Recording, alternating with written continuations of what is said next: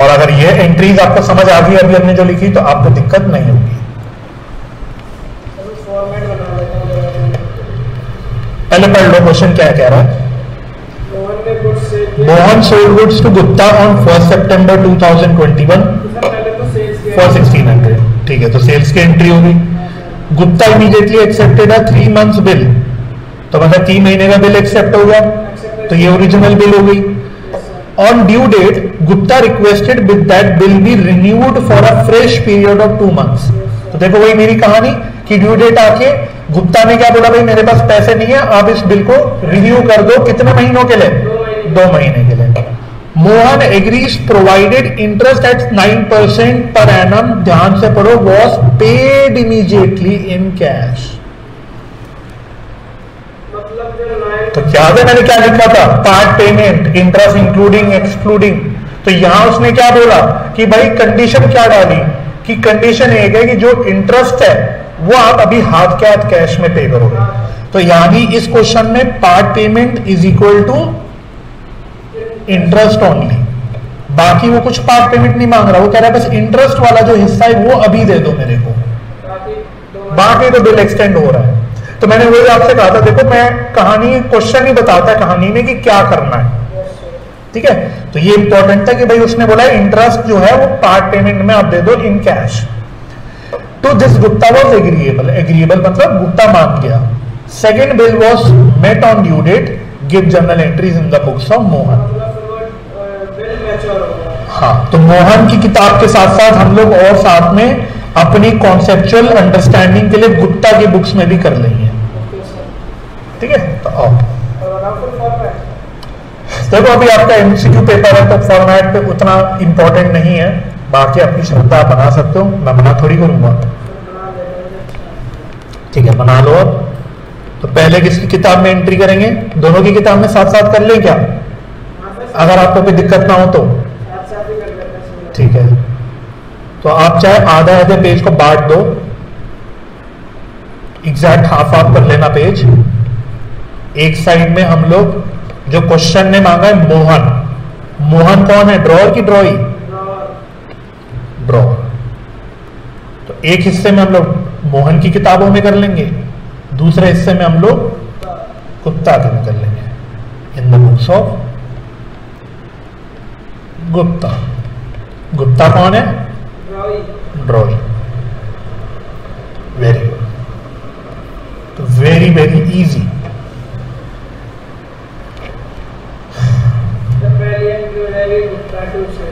चलो तो डेट के साथ करनी है, याद रखना, ठीक है। तो डेट क्या होगी पहली एंट्री की? क्वेश्चन में देखते रहना, 1 सितंबर 2021। तो मोहन क्या एंट्री करेगा?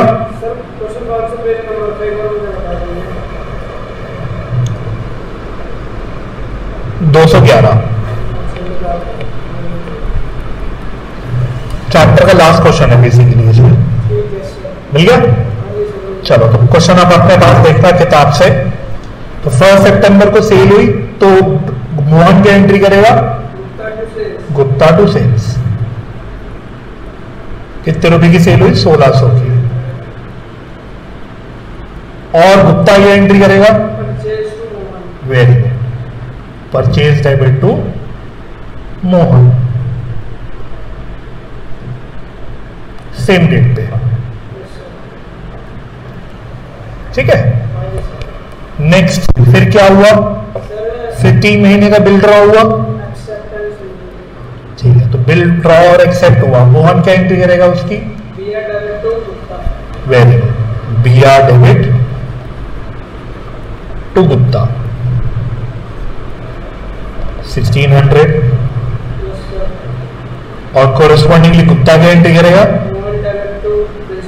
Very good, Mohan debit to bills payable.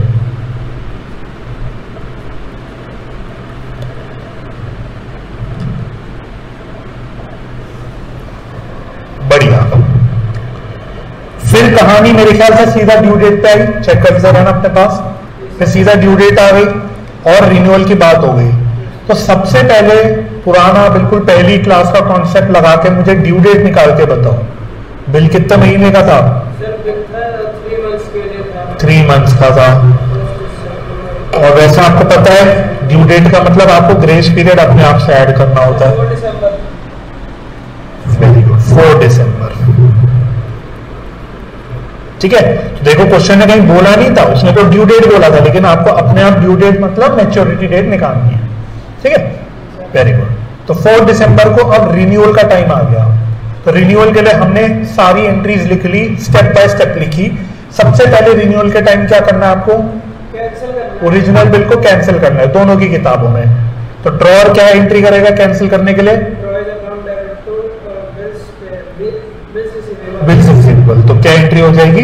तो आप देखोगे तो ऊपर वाली एंट्री का ही उल्टा रिवर्स हो रहा है, गुप्ता टू बीआर, बिल्कुल उल्टी एंट्री पास कर रहे हो ऊपर वाली एंट्री की। और गुप्ता यानी ड्रॉई क्या एंट्री करेगा? बीपी टू ड्रॉ यानी बीपी टू मोहन। तो सबसे पहले मैंने ओरिजिनल बिल को क्या कर दिया? कैंसिल कर दिया। ठीक है, अब सेकेंड और थर्ड एंट्री मैंने बोला था उसका वैसे ऑर्डर का कुछ फिक्स नहीं है, आपको थोड़ा कहानी में देखना पड़ेगा। तो अब लॉजिकली सोचना, क्वेश्चन ने बोला हुआ है पार्ट पेमेंट इंटरेस्ट की करना है, तो पहले किसकी एंट्री मुझे करनी चाहिए? इंटरेस्ट की, क्योंकि अगर मुझे पार्ट पेमेंट में इंटरेस्ट लेना तो पहले मैं इंटरेस्ट चार्ज तो करूंगा, बिना इंटरेस्ट चार्ज करे थोड़ी ले लूंगा। तो पहले मैं क्या करूंगा? इंटरेस्ट चार्ज करूंगा। ठीक है, और सारी एंट्री सेम ही डेट पे हो रही है। तो सबसे पहले हम इंटरेस्ट की एंट्री करते हैं। क्या एंट्री होगी ड्रॉअर में? Very good, Gupta account debit to interest. ठीक है, तो पहले एंट्री लिख लेते हैं। मोहन सॉरी गुप्ता क्या एंट्री करेगा? Interest account debit to Mohan. बिल्कुल ठीक। अब ये इंटरेस्ट कैलकुलेट करके कौन, मतलब कैसे बताओगे, कैसे करोगे इंटरेस्ट कैलकुलेट?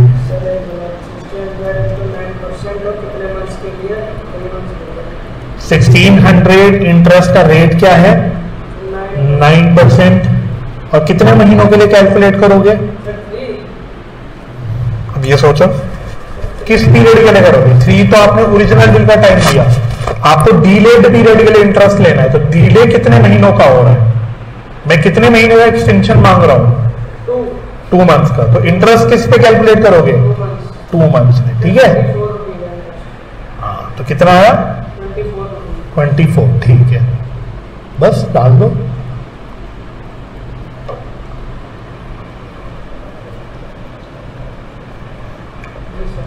हो गया? चलो नेक्स्ट एंट्री किसकी? नेक्स्ट एंट्री होती है पार्ट पेमेंट के लिए होती है। पार्ट पेमेंट, तो क्या एंट्री होगी? Sir bank account debit to drawer. ठीक है, तो उसने क्या कैश बोला था वर्ड? तो उसने इमीडिएटली इन कैश लिखा था वर्ड, तो मैं कैश भी लिख देता हूं। Cash account debit to Gupta 24। और कोरिस्पॉन्डिंगली गुप्ता क्या एंट्री करेगा? Mohan debit to cash.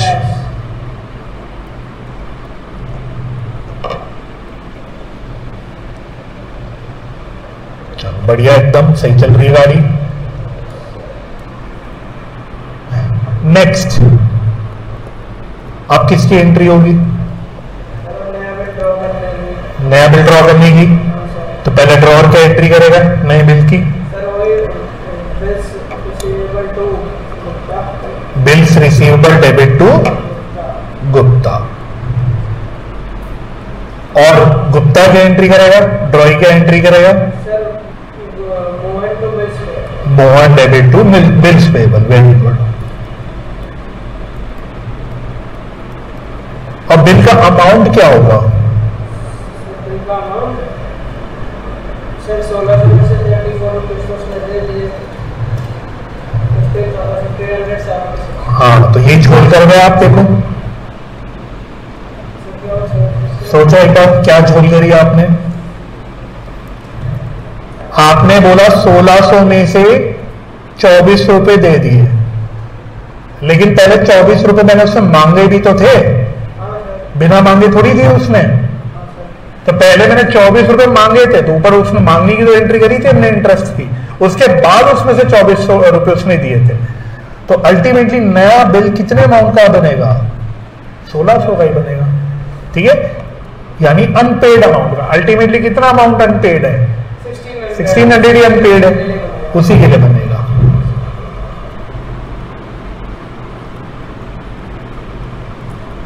ठीक है, तो यहां तक हो गई एंट्री सारी।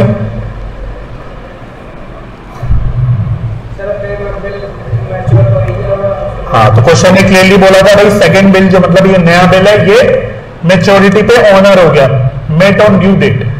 तो अब पहले तो इस नए बिल की ड्यू डेट निकालो, क्या आएगी? पहले तो ये काम करो, कितने महीने का बिल है नया? 2 मंथ्स का। तो दोबारा से ड्यू डेट निकालो।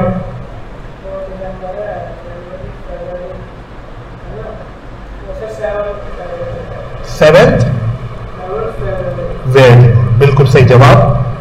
2 महीने ऐसे जोड़े, बाकी 3 दिन के ग्रेस पीरियड आपने अपने आप जोड़ा, तो यह आ गया 7 फरवरी 2022। Very good. बस अब लास्ट अब एंट्री बना दो। ठीक है, कैश अकाउंट डेबिट या bank account debit to BR 1600। और गुप्ता क्या करेगा एंट्री? बिल्कुल सही।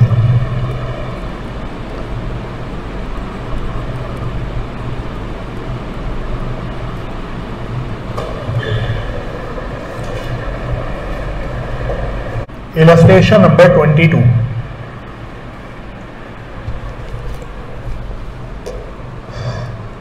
X bought goods from Y for ₹4000। X ने Y से 4000 के गुड्स परचेज करे। Y draws the bill on 1st January 2021 for 3 months, which was accepted by X। Y ने X पे बिल ड्रॉ करा 3 महीने का और वो बिल एक्सेप्ट हो गया। On 1st March, X arranged to retire the bill at a rebate of 12% per annum। X ने क्या किया?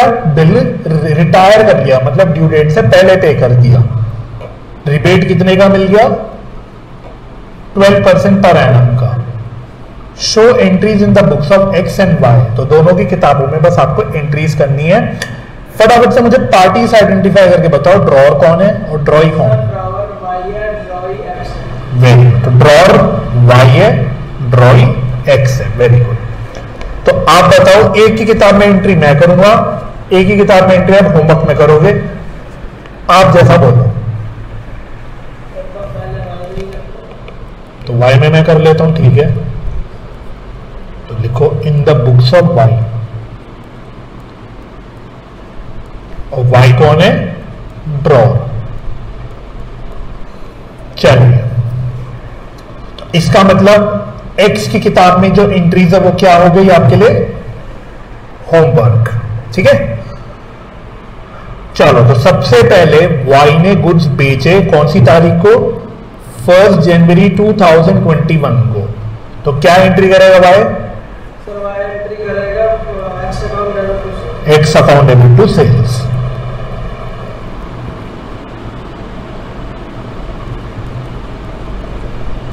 Very good. फिर Y ने X पे बिल ड्रॉ करा और वो बिल एक्सेप्ट हो गया, उसकी क्या एंट्री होगी? Very good. BR account debit to X।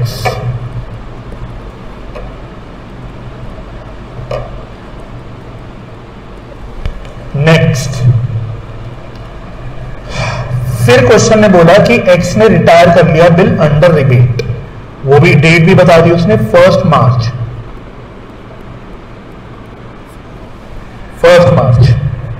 तो पहले एंट्री आप बताओ, Y क्या एंट्री करेगा जो ऊपर अभी हमने थोड़ी देर पहले लिखी भी थी? सर Y एंट्री करेगा cash account debit, rebate allowed account debit. ठीक है,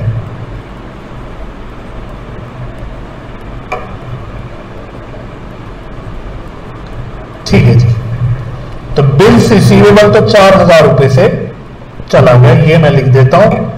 रिबेट कैलकुलेट करो बस।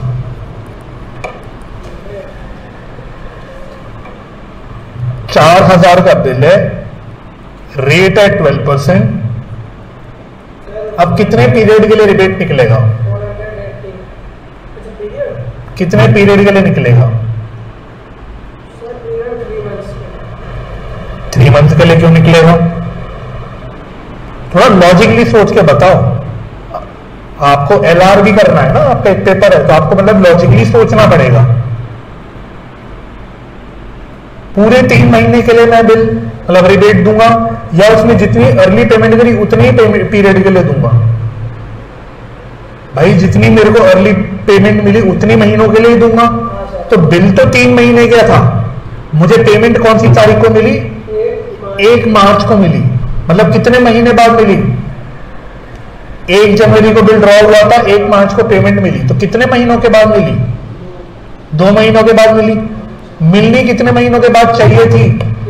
3 महीनों के बाद। तो मुझे कितने महीने जल्दी मिल गई पेमेंट? फिर देखो गलत बोले आप, थोड़ा सोचो ना भाई। 2 महीने बाद पेमेंट मिलनी चाहिए थी, लेकिन 3 महीने बाद मिली। तो मुझे कितनी अर्ली पेमेंट मिली? 1।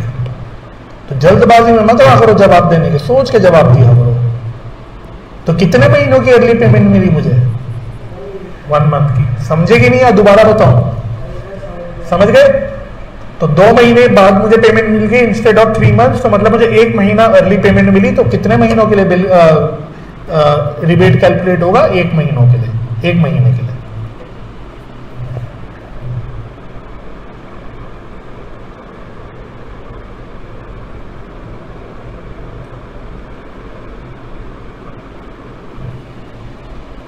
तो देखो वैसे 40 आ रहा है, लेकिन किताब वालों ने इसको डेज में ले रखा है।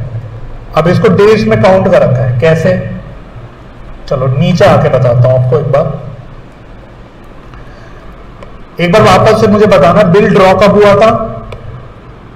1 जनवरी 2021 को। कितने महीने का बिल था? 3 मंथ्स का।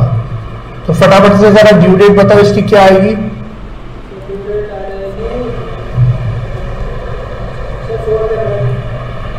4 अप्रैल। ठीक है, 4 अप्रैल 2021। लेकिन मुझे पेमेंट मिली कब? 1 मार्च को मिल गई।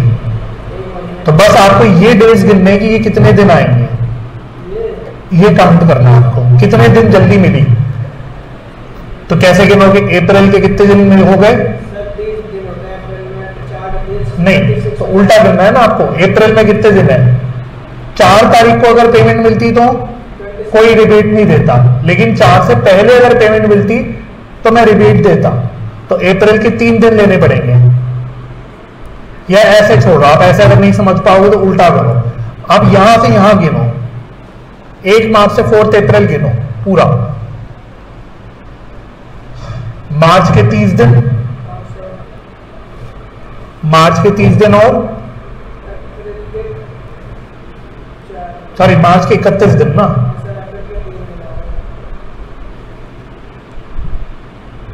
मार्च के 31 दिन पूरे और अप्रैल के 4 दिन। तो कितने दिन हो गए? तो मुझे कितने दिन जल्दी पेमेंट मिली बेसिकली? 35 डेज। तो कितने दिनों के लिए इंटरेस्ट कैलकुलेट होगा? ठीक है, तो रेट तो भाई वही है 12%। अब क्योंकि मैं डेज में कैलकुलेट कर रहा हूं तो 35/365 ये है।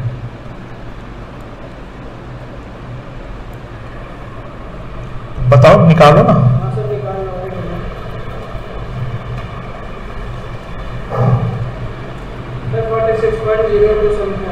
ठीक है, तो राउंड ऑफ कहां तक कर ले? 46 पे। ठीक है, तो 46 रुपीज का मैंने रिबेट अलाउ कर दिया। इसका मतलब मुझे नेट में कितना पैसा मिलेगा? 3954। ठीक है, तो ये आपकी एंट्री बन गई। ठीक है, तो ये अच्छा पॉइंट था।